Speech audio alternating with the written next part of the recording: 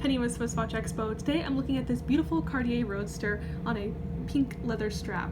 I love any watch on a pink leather strap. I think it looks so feminine and girly and just really cute, especially when you pair it with this case, which I think is a really fun mixture of feminine and masculine. It feels very robust and ready for anything because it has callbacks to classic cars, but I think the curves are also a little sensual and kind of have add that feminine touch to it.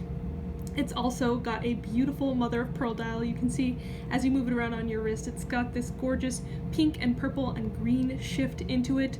The hour markers are of course classic Cartier Roman numeral hour markers, but they are pink, which I think is just so cute and of course pairs amazingly with this pink band, and it's got the date. So it's all around just a really great watch to wear every single day, especially if you love the girly colors like pink and purple.